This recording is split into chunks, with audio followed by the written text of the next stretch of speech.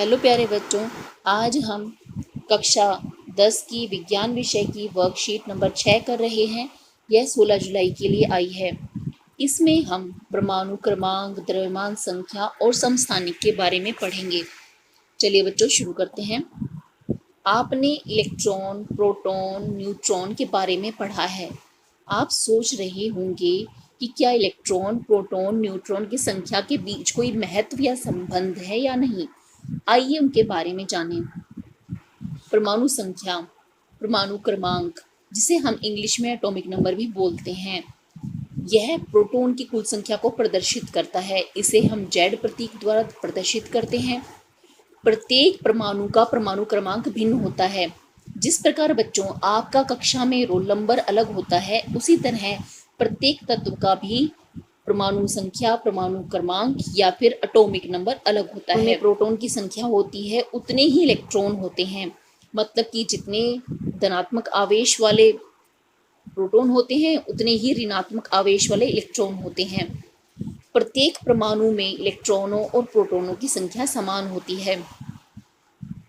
अब इसमें उदाहरण दिया गया है सोडियम। सोडियम जिसको हम Na लिखते हैं, इसे Na क्यों लिखते हैं? क्योंकि इसका नाम नेट्रियम से आया है और इसके हमने प्रथम 2 अक्षर ले लिए हैं जिससे इसका नाम Na बना, लेकिन अब इसको बोलते हैं सोडियम। इसकी परमाणु संख्या 11 है। इसका मतलब है इसमें 11 प्रोटॉन हैं और इसका मतलब इसमें 11 ही इलेक्ट्रॉन हैं। मैग्नीशियम की परमाणु संख्या 12 है। इसका मतलब है इसमें 12 प्रोटॉन हैं और इसमें 12 इलेक्ट्रॉन हैं। इसी प्रकार क्लोरीन की परमाणु संख्या 17 है। इसमें 17 प्रोटॉन और 17 इलेक्ट्रॉन हैं। कार्बन, जिसे हम C से प्रदर्शित करते हैं, इसका परमाणु संख्या 6 है। इसका मतलब इसमें 6 प्रोटॉन हैं और 6 इलेक्ट्रॉन हैं। इसका मतलब किसी भी तत्व की जब हम परमाणु संख्या की बात करते हैं, उसके प्रोटॉनों की बात करते हैं, उतने ही उसमें इलेक्ट्रॉन भी होते हैं। समस्थानिक क्या होते हैं? एक ही तत्व के परमाणुओं के रूप में परिभाषित किया जाता है जिनकी परमाणु संख्या समान होती है, लेकिन परमाणु द्रव्यमान संख्याएं अलग अलग होती हैं। यहाँ पर हाइड्रोजन के समस्थानिक की उदाहरण दिए गए हैं। हाइड्रोजन को हम H से प्रदर्शित करते हैं। हाइड्रोजन के 3 अलग अलग अणु हैं जिनके पास में परमाणु संख्या समान है, जिसको हमने 1 से प्रदर्शित किया है। परमाणु संख्या को नीचे लिखा जाता है जबकि परमाणु द्रव्यमान को ऊपर लिखा जाता है। अब देखो, परमाणु द्रव्यमान पहले में 1 है, दूसरे में 2 और तीसरे में 3, तो हम इसे समस्थानिक कहते हैं। ये 3 समस्थानिक हैं हाइड्रोजन के। प्रथम वाले समस्थानिक को प्रोटियम, द्वितीय वाले को ड्यूटेरियम और तीसरे वाले को ट्रिटियम कहते हैं। इसी प्रकार क्लोरीन के भी समस्थानिक होते हैं। क्लोरीन के समस्थानिक को हम Cl से दिखाएंगे क्योंकि ये समान तत्व के हैं, तो इसीलिए दोनों का नाम Cl बना।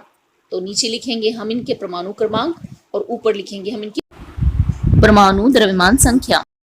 इसका परमाणु क्रमांक 17 है और परमाणु द्रव्यमान 35 है। दूसरे वाले को 17 है और परमाणु द्रव्यमान 37 है। किसमें अंतर है? परमाणु द्रव्यमान में। तो समस्थानिक एक ही तत्व के परमाणु होते हैं जिनकी परमाणु संख्या समान होती है, परंतु परमाणु द्रव्यमान संख्याएं अलग अलग होती हैं। समस्थानिकों के कुछ उपयोग। यूरेनियम के समस्थानिक का उपयोग परमाणु रिएक्टरों में ईंधन के रूप में किया जाता है। परमाणु रिएक्टर से बिजली बनाई जाती है जो हमारे घर तक पहुंचती है, इसीलिए यूरेनियम बहुत ही इम्पोर्टेंट है और इसके समस्थानिक का उपयोग परमाणु रिएक्टर में किया जाता है। कोबाल्ट के समस्थानिक का उपयोग कैंसर के उपचार के लिए किया जाता है। आयोडीन के समस्थानिक का उपयोग घेंघा रोग के उपचार में किया जाता है। तो इससे आपको ये बात समझ में आ गई कि समस्थानिक हमारे जीवन में भी उपयोगी हैं, इसीलिए हम इसके बारे में पढ़ रहे हैं। द्रव्यमान संख्या। परमाणु में प्रोटॉन और न्यूट्रॉनों की कुल संख्या के योग को द्रव्यमान कहते हैं।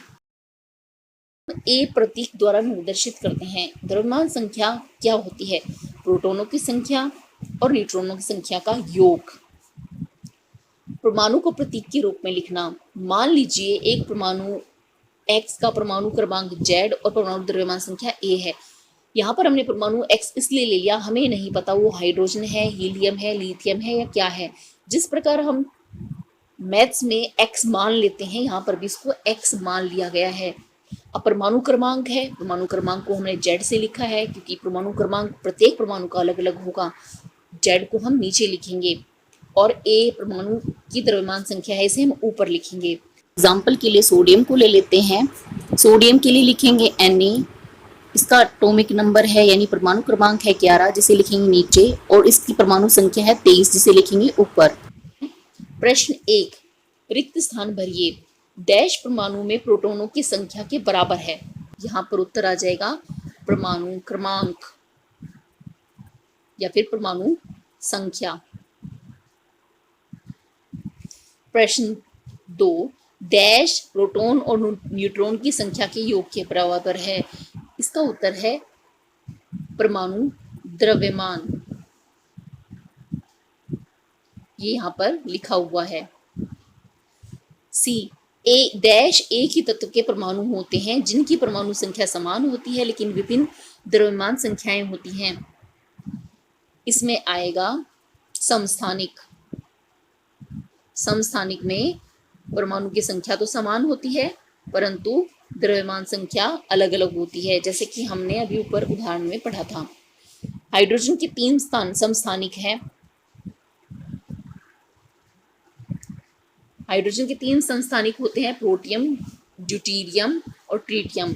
1H1, 1H2 और 1H3।